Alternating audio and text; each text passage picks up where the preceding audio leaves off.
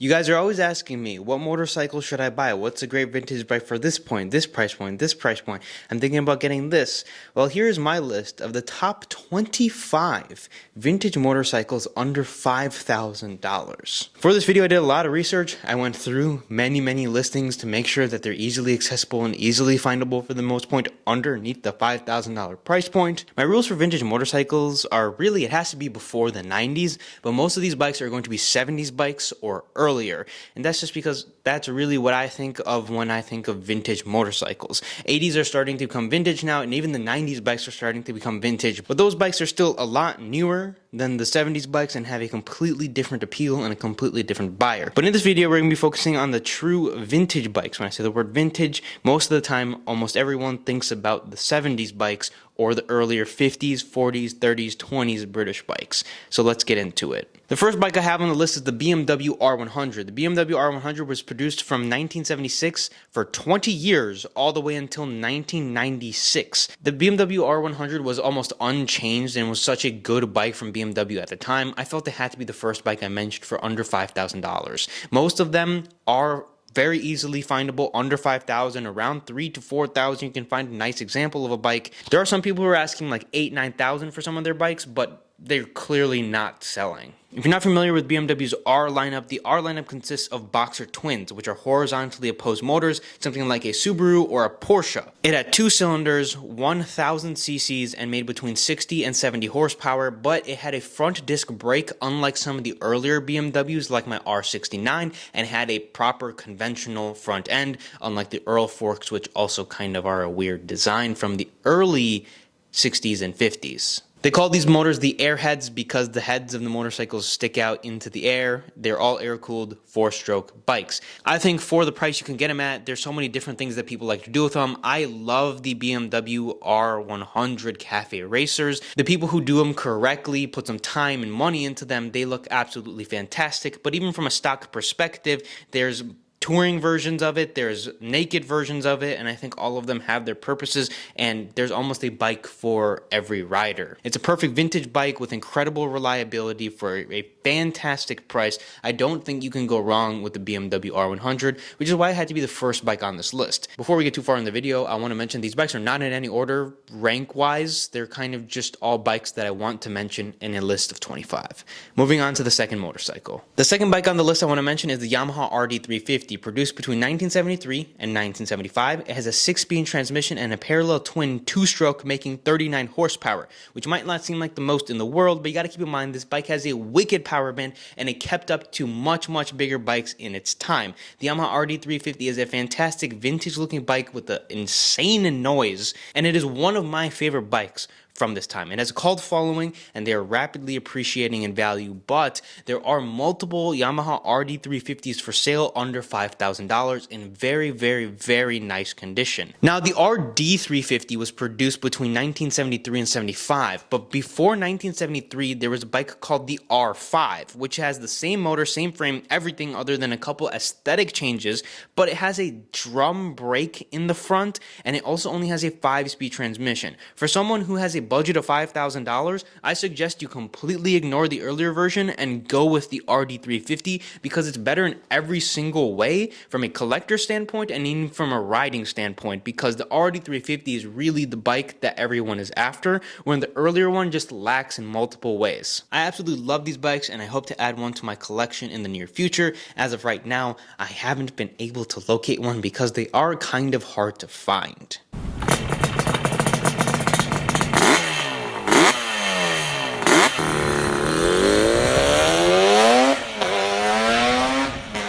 Moving on to another 2-stroke, the third bike on the list is the Suzuki T500. Originally, the bike was called the GT500 Cobra, but Carrol Shelby did not like that because in 1968 he had his GT500 with the Mustangs, but the GT500 Suzuki was later known as the Titan, first introduced in 1968 with a drum brake in the front, a parallel twin 500, and the bikes are kind of slept on at this moment. These bikes are kind of hard to find, but they look incredible in my opinion. They sound really good. Unlike the Yamaha and the Kawasaki's that are insanely high revving, insanely fast and peppy, Suzuki's 2-strokes had kind of a slower low lope to them, and that is no different in the T500. The latter 2 years of these bikes, they upgraded to the disc, but I actually don't prefer the later versions. I like the earlier versions. The drum brake, in my opinion, for some bikes, just makes them look better, but also they changed the tank styling, they changed a couple other things with the motorcycles, and I think it took away from its character a little bit. It has a starter on the left side, and it has a classic vintage feel, just like almost all of these bikes do,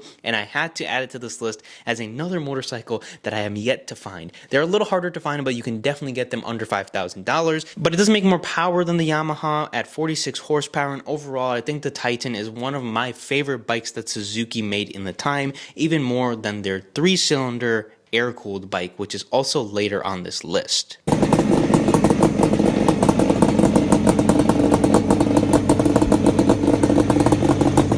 Now, bike number 4 actually breaks my rules a little bit. This bike was first introduced in 1988 and produced until 1991. It is the Honda NT650, also known as the Hawk GT or the RC31. I just bought one of these bikes about a month ago, and I absolutely love it, and I thought I had to add it to this list because it technically falls into the vintage category. This one's cheating a little bit, but it's a water-cooled V-twin with 68 horsepower and a single-sided swing arm. The motorcycle has an aluminum frame and was the first ever naked modern day sport bike to ever exist. It was the first of its kind, and it came almost a decade earlier than when the trend actually started to catch on. Ducati with the Monster, in a way, copied the Honda NT650, and now we see all the naked sports bikes coming out when that bike completely failed in its time, and I thought it deserved a mention on this list. I knew a little bit about these bikes before I bought them, but I didn't know how good they were. They ride incredible, and it is one of the best motorcycles to just take around the corners, take around the blocks that I have driven so far. It still gives a little bit of that classic feel because there's no ABS, there's nothing except you and the bike, not even traction control, no modern day stuff because it's an 88, but it has the feel of a modern day motorcycle and sport bike that some people might enjoy if they were looking for that on this list. If you don't know anything about the Honda NT650, well, I'll leave a video up here, check it out, and maybe learn a thing or two. Moving on to the next bike. Now, these next two are from a company called Hodaka. If you don't know anything about the Hodaka, I'll link a video about my Hodaka and a little bit about the story, but just to break it down for you, basically these bikes were imported in a long loop around way by some farmers out in Oregon from Japan, and Hodaka was an engine company that started to build motorcycles. The very first Hodaka that I would like to talk about is the 1970 through 1972 Hodaka Road Toad. This motorcycle makes a whopping 9 horsepower, but it's a 2-stroke, so it has a little bit more pep to it. It's a single cylinder, and I just think they look amazing. Hodaka had these kind of cartoon characters for their motorcycles, and the Road Toad was one of them. I love the green styling, and it's just not anything like you see with modern day bikes or even anything from that period. Hodaka was one of the most successful trail bike companies at the time, but unfortunately Honda ended up beating them out, but they're super fun. I love them. The color is amazing, and it's one of my favorite bikes. Plus, these are street legal. Hodaka's a brand that's slept on, but they're also very, very rare. Not a lot of people took care of them. People race them, beat them, and I haven't found a good Road Toad locally, but I've seen a few pop up now and then, and they do trade for under $5,000 for the most part. The next one is another Hodaka, which is the Hodaka Ace 90/Ace 100. Unfortunately, a lot of them are missing their titles, but they are street legal. They make about 7 horsepower. They have a classic look with the red frame, the chrome tank that I think looks incredible. The Ace 90 was the first ever Hodaka to come out, and the Ace 100 came out a little bit later, following the Ace 90. 90cc, 100cc, essentially the same bike with minor upgrades and updates throughout the years. The Ace came out in 1964 as the first ever model year for the Hodaka and ended in 1973. There's a huge fan following behind these bikes. A lot of the guys are older, unfortunately, and I think that honestly these bikes deserve a little bit more love. Unfortunately, a lot of those guys who have Hodakas have quite a few of them. I know there's multiple people with like 5, 6, 7, 8, 15, 20 bikes, and they never really come up on the market. There's a few other Hodakas that are on my honorable mention list that we'll talk about, but the one that's not is the Hodaka Wombat Combat, but those actually go for quite a bit of money, between $7,000 and $8,000 at some of the auctions a few years back, but I think the market's cooled down. I think you might be able to pick one for around 5 to 6. Still above our budget, but just a cool bike I thought I would mention. All the motorcycles that I own and I mentioned videos about, I'll leave them all in the description down below if you want to check them out after this video. After you finish this video, if you don't know anything about DHOC and you'd like to more learn about the story, I'll leave my video in the description down below about my bike that we're going to be doing a full restoration on when I get around to it. The next bike I'd like to mention is the BMW K100. The K100 is another flat motor, but this is a 4-cylinder flat motor, unlike the Airheads, which have the protruding head sticking out. These have almost what looks like a brick, which is why it's called the Flyin Brick. The bikes came out in 83, went to 92, and made a whopping 90 horsepower. Again, this is one of those that came a little bit later than some of the rest of these bikes that I'm mentioning on the list, but the BMW K100 is one of the most incredible and reliable machines that one can buy. For under $5,000, if you were looking to buy a motorcycle and just ride it and just put a ton of miles on it, the K100 would be a fantastic option. Modern day BMWs kind of have a notion to be very expensive to maintain and slightly unreliable because they use some cheap parts, cut corners, or they over-engineer stuff, while the K100 and the R100 and the earlier BMWs were fantastic bikes with incredible reliability, but they are a little bit more expensive to maintain than something like a Honda would be, but they last almost as long as some of those Hondas do, if not longer. I've seen some of these bikes with over 150,000 miles on them, still running strong with absolutely no problems. The next bike on the list is the first ever 4-stroke from Yamaha, the 1969 through 1975 Yamaha XS650. 1975 isn't the last year they were produced, but they started to go away from that styling that I love, and for me, I think 75 would be the last year I would buy. I own a 1975 bike, and if you guys do want to learn more about it, I will leave my video down in the description. I've done a full review, full tour of my bike, and even a sound and exhaust review on it. But in 1969, Yamaha introduced the XS650, which is the first 4-stroke that they ever produced. Because of all the emissions and things going on at the time, a lot of these companies were forced to start producing 4-strokes. The 2-strokes burnt oil and emissions really were catching up in America with all the fuel crisis and everything. So Yamaha decided to drop this bike. I would stay away from the first 2 years that these bikes were produced, the 1969 and 1970 bikes. The reason for that is they're incredibly raw and the suspensions are very, very untuned and not dialed in. If you're planning to ride them and planning to be your only bike, they have drum brakes in the front, but man, do they look good. It is my favorite looking motorcycle of all of the model years between them, but if you're looking to ride it, I would suggest getting a 1971 through 1975 bike because those have disc brakes in the front, and Yamaha year after year after year kept improving the suspension feel to make them feel like the British bikes. This bike was truly a Japanese bike built by the Brits.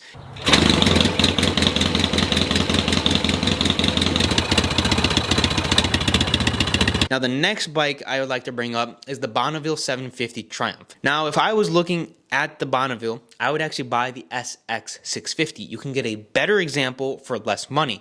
But the Bonneville 750, you can buy some of them for under $5,000. It's a tough time finding them and they're going to be a little rough, but I have found a few bikes under the price point. Most likely you're going to get a 75 through a 79 bike, which are the later years of the Bonneville, which are the unit construction bikes. Pre-unit bikes are way more than the $5,000 price point, and unfortunately those bikes are just not going to be touchable in the price point unless they're massive projects, but you can get a unit construction that is running that might be a little rough in the price point under $5,000. The Bonneville, of course, is one of the most iconic English motorcycles. I had to put at least a few English motorcycles in the price point, even though a lot of those British bikes unfortunately have appreciated quite a bit because they were beat up and now they're very, very, very hard to find. The Bonneville is still on the list, and the Bonneville is still one of those bikes if you did want to get an old Brit, there's still some options for you. The next bike I want to mention is the Suzuki GS750. The Suzuki GS750 was the first ever 4-stroke Suzuki to ever be produced. At the time, 2-strokes were being outlawed, and this was Suzuki's answer to the CB750 and the Kawasaki KZ1, and this motorcycle had the motor to the Gixxers that would come out later. But if you're looking for a British bike, this next one is actually something I like better. Introduced in 1959 and produced all the way until 1969 is the Triumph Tiger and Mountain Cub. The Mountain and Tiger Cub were produced as a miniature version of the Triumphs at the time. They made a miniature bathtub, they made a miniature scrambler, they made a miniature Tiger, and I think that they were awesome. There were 200 singles, and primarily you'll find the Scrambler and Trial version. If you're looking for something to take off-road, something British, something old, these are fantastic motorcycles, and I would love to add one of these to the collection, even though they don't make a whole lot of horsepower. They're tiny little singles, but man, they are fun. It's almost like having a baby Bonneville. It's just a little miniature scaled down version of a Triumph. For under $5,000, I would go with one of those rather than looking for a Bonneville that is beat up.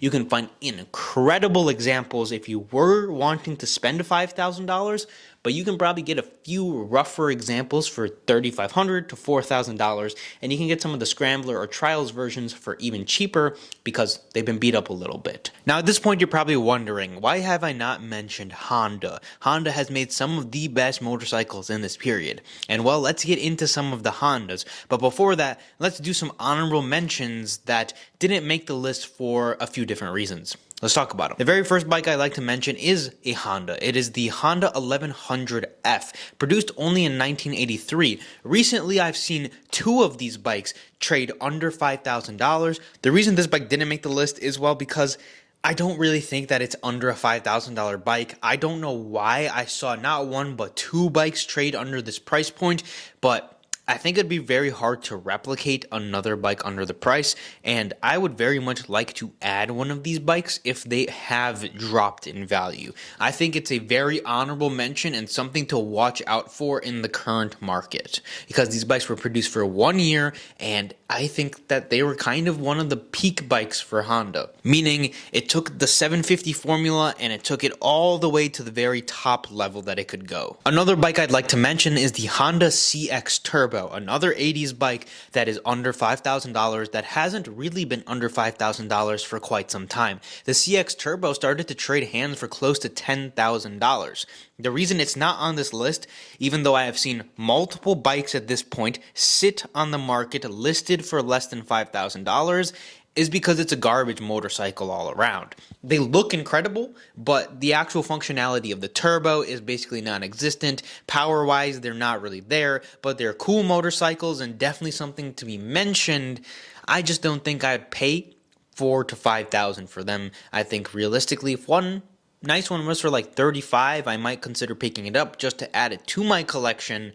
But I think there's other better bikes out there, which is why it didn't make the top 20 list, you could say. And the last and final honorable mention is the Hodaka Super Rat. The Super Rat was Hodaka's like it bike. There are more expensive models like the Wombat Combat and some rare Hodakas produced, but I think the Super Rat is the Hodaka in my opinion, and you can pick them up for under $5,000 in some cases. The reason it didn't make the list is because it's not street legal. The Street Rat was made strictly for the track, and that's what they were used for. So I couldn't justify putting it on the list if you couldn't ride it on the road, which is why the other two Hodakas took its spot. Now let's get into some of these Hondas that I've been talking about. Well, really quick, if you haven't subscribed to the channel, go down and subscribe and leave a like because it helps push these videos out into the algorithm. With all of that being said, the first real vintage Honda I would like to mention is the Honda CB450. The first kind of stepping stone Honda had into the whole motorcycle market. Honda used the 450 to step into the 750, and the 750 kind of branched off into a million different bikes. The 450 was the first to ever come out, and it is an incredible machine. The Honda CB450 was first introduced in 1965, and it ended production in 1974. The earlier bikes are actually pretty hard to find. They look pretty cool, but they almost look more like a Honda Dream would. The conventional 450 came out into the later production years and the 450 that you're most likely thinking of. These bikes can easily be found under $5,000. They're fantastic parallel twins from Honda that you really can't go wrong with. They're going to be incredibly reliable. It's not a 4-cylinder like some of the other bikes on the list, but when it comes to Honda and vintage bikes, the 450 is a must mention because it came before them all. I have a 450 in my collection, and I cannot wait to go take that bike out for its first ride. The Honda CB450 eventually evolved into the next bike on the list, the most legendary motorcycle of all time, the Honda CB750. The Honda CB750 was so powerful when it came out, it was coined the first ever superbike. 4-cylinder, 750 cc's, and it made about 68 horsepower. I own a few Honda CB750s. I'll leave my review down in the description down below, things you need to know before buying, etc, etc, if you're interested in these motorcycles. First introduced in 1969 and produced until 1978 until they received an update. Realistically, if you are wanting to buy one of these bikes, I would suggest you buy a 1970 bike through a 1977 bike. I absolutely love riding my Honda CB750. The classical styling plus the 4-cylinder smoothness is one of the most fun and just enjoyable experiences on a motorcycle I've had so far. I adore these bikes, and they're definitely very, very special and incredibly reliable, even though they have 4 carburetors. Now, these bikes are getting a little harder to find, and at one point the nice examples jumped really, really high up, but you can still find these bikes under $5,000, but most likely they will be missing the original mufflers. But other than that, they probably will be pretty stock. I bought multiple bikes underneath this price point, and you can 100% get yourself a Super Sport underneath the price point, which I also have. But moving on from the CB750, we'll move on to the CB550, basically a smaller version, but almost an identical version to the CB750. The first bike that was to come out was the CB500, and then they bumped them up to the 550s. The CB550 has its own styling, and the tanks are a little different. The original exhausts are a little different. They're a little bit cheaper than the 750s. They have the same carburetors as the 750s, they have the same 4-cylinder setup, but they are quite a bit slower than the CB750. That's one of the biggest downfalls of the bike, but if you can get around that, they're absolutely phenomenal machines. First introduced in 1974, and they ended production in 1978. I would suggest you try to get a 1974, 5 or 6 bike, because they started to make the Super Sport variants, which are fantastic bikes, but I think the K models, which are the earlier bikes, look a little bit better and are the ideal vintage appeal that you'd most likely be looking for. The later models are still fantastic and still use the same motors and everything. They just have minor tweaks, like the exhaust, the seats, and decals. But Honda did not stop at the 550. They went even smaller in 1972, and Honda produced a CB354, a 350cc 4-cylinder machine. It's absolutely crazy to think Honda produced that. It is the smallest 4-cylinder production bike ever made. Soichiro Honda himself said it was the favorite bike he ever produced. The founder of Honda said that. These bikes did not sell all too well, and I think they look awesome. I have one, but mine is a massive, massive project. They ended production in 1974 after they just failed to sell them. No one was interested in paying that much money for a 4-cylinder 350 Honda. The 550 sold decently, the 500 sold decently, but they just could not sell the small 350 4-cylinder. But over the years, people have started to appreciate them for the fantastic motorcycles that they are, and you can still pick them up underneath the $5,000 price point. Unfortunately, the original 4x4 exhaust systems all basically blew up because Honda used too thin of metal, but you can get aftermarket variants. Most of them will have a 4x2 or a 4x1 exhaust. But after failing to sell one small 4-cylinder Honda then decided to produce another small 4-cylinder Honda in 1975. They made the Honda 404, a 4-cylinder 400 Super Sport version of the smaller 350, bumped up a little bigger and made to look like the CB750 Super Sport that also was introduced in 1975. That 400 4-cylinder ran from 75 to 77. They had to kill it because, well, once again, they just did not sell. The 400 is my favorite out of the entire lineup because it has the cafe racer styling that I absolutely adore. I recently just picked up my first 404 and I cannot wait to restore it. I'd have a very, very, very hard time picking between the 750, 350, and the 400, but if I was looking for something a little bit different and not quite like the 750, 350 and 550 and 750 are basically very similar, but the 400 sets itself apart because it has a cafe racer element to it and looks a little bit more newer than it is. A lot of people converted these into cafe racers.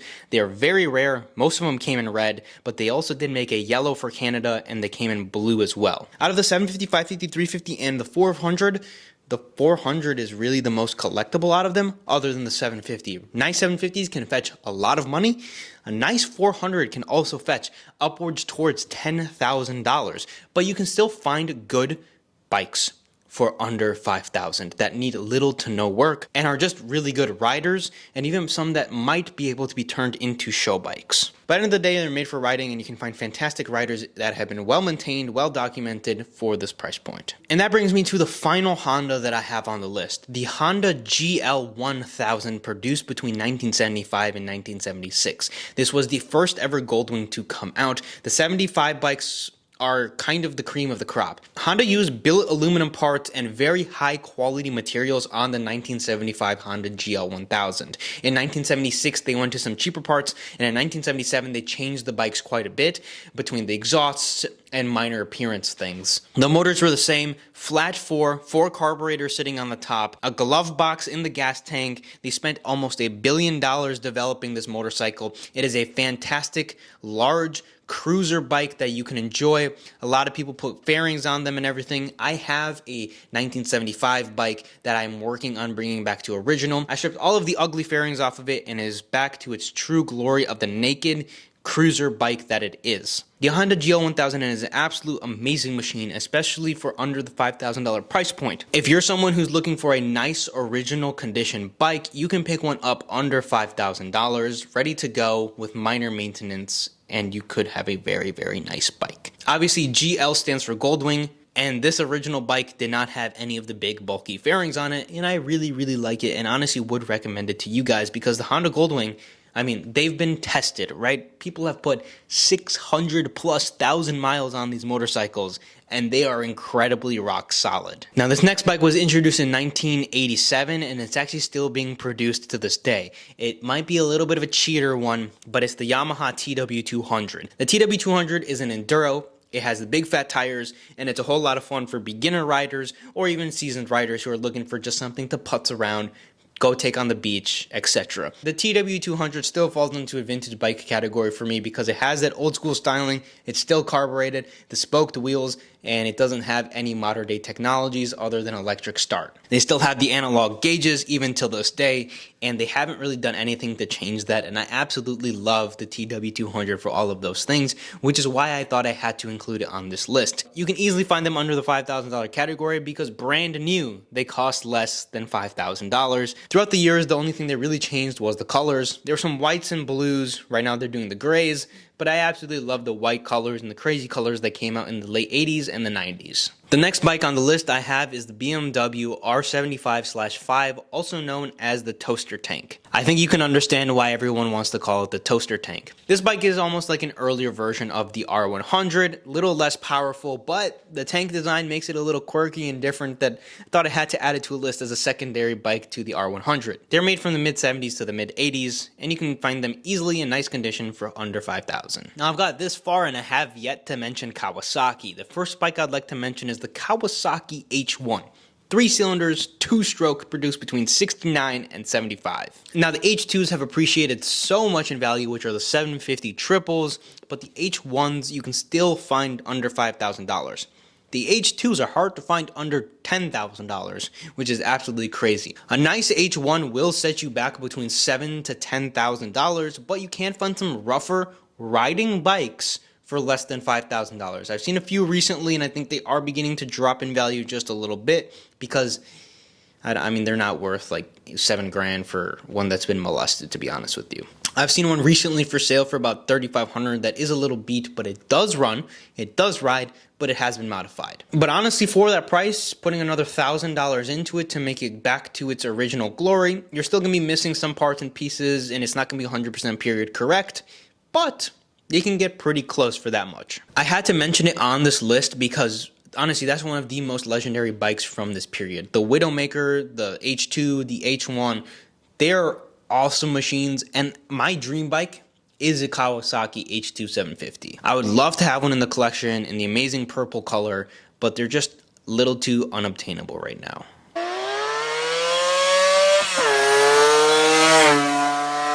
The next bike I'd like to mention on the list is the KZ1000 that was first introduced in 1977. Honda came out and dominated the market with the CB750, And then, of course, what would Kawasaki do? They came out with a 900. The KZ1 was a 900, and then the KZ900 came out a few years after, following it with minor updates, and then came the KZ1000. Both the KZ900 and KZ1 are both above $5,000. The KZ1 is hard to find even under $10,000, while the KZ900, they're starting to touch into the 6s and 7,000s. But the KZ1000 is faster than both of them, still has that awesome styling, and you can get them a lot cheaper than the KZ900 and Z1. I think it's an absolute brilliant bike for the price, and a Kawasaki that deserves more attention than it's getting right now. Moving on to the next bike is another Suzuki. It is the GS550, a smaller version of the GS750 previously mentioned. It is a 4-cylinder with 4 carburetors, and at the time Honda had their 550 out as well, and Suzuki wanted a part of the magic. Now the 550 was produced longer than the 750 was. I just bought myself a Suzuki 550, which I am yet to show you guys, but just a little sneak peek. It doesn't make a whole lot of horsepower, but man does this little bike rip. I had so much fun riding it home, and it has dual overhead cams which make the power band just hit. It's a fantastic bike for the price point. It has a gear indicator, but most of the time those are broken. But everything else on the bikes is pretty solid overall. And a Suzuki that is a must mention when it comes to bikes in the price. Now I had to add another British bike into this list, the Norton Commando. Norton Commando had a 750 and 850 in the United States. The Commando is hard to find under $5,000, but recently I've seen a few rougher running bikes at or under 5K. I've seen some 67 to 75 bikes kind of hovering around that price point, and they're still listed for sale. So I think there's definitely some deals to be made under 5K. The Commando is one of the more iconic bikes of the time because there were a lot of them produced, and they are very well loved. They have an amazing styling, amazing sound, but if you are looking for one, I believe that you should be able to sneak one under $5,000. Now for the penultimate bike, the Suzuki GT550. Suzuki needed to answer Kawasaki. Kawasaki produced the H1, which is a 500 3-cylinder, so Suzuki came back with a 550 3-cylinder. At the time, they knew that 2-strokes were going to end, and they were going out with a bang, and this was one of those bikes. Of course, Suzuki had their water buffalo, which was the 750 that came out, but they also came out with the triple air-cooled 550, which has a huge cult following, and I mean, it's a 3-cylinder 2-stroke for under 5K. Do I have to say any more? They were made for 2 years between 75 and 77, and they made about 47 horsepower, which on a 2-stroke 550 has got to be wicked. The last bike on my list is another Honda. I didn't scroll down far enough. The final bike on the list I have is the Honda XL600R. The Honda XL600R was produced between 1983 and 1987. It is a single-cylinder enduro motorcycle, and I have a little soft spot in my heart for one specific reason. The bike behind me is a Honda GB500. The motor out of this bike was based from the Honda XL600R. I have 2 of these things, and I would love to add a XL600R into my collection. But not only that, they're also really good machines, right? Honda has produced some of the best 4-strokes to ever come out, period. And this is no exception. It's an enduro on off-road. You can go beat them up all day. You can go ride them home. Absolutely no problem. And if this is something you're looking for, the 600 is a fantastic option compared to a lot of modern day motorcycles that are only about 350s. It's going to be a little bit heavier, of course, but I think a little bit of weight being sacrificed for the power would be well worth it. I'd love to add one of these to the collection, and that's the final bike I have on this list. If there's any motorcycles that I missed, let me know in the comment section down below. I know there was a little bit of a lack of American motorcycles and Italian motorcycles on this list, but for me, there's not too many vintage American motorcycles in that price point that really appeal to me, and this was my list with my opinions on bikes. If you know anyone who is selling any bikes that I've mentioned on this list, I have my email on screen and in the description. Email me. I'd love to check them out. I'd love to buy some of your guys' motorcycles. Whether they're running, not running your bike, someone you know, someone has one, reach out to me in my email. If you guys want to see a full tour of all my motorcycles, make sure you hit the subscribe button and a like. If this video gets 100 likes, I will drop a full tour of every single bike that I own and not spare a single one. That is all I have for this video, and if you guys did enjoy, leave a like, subscribe to the channel, and I will see you guys in the next one.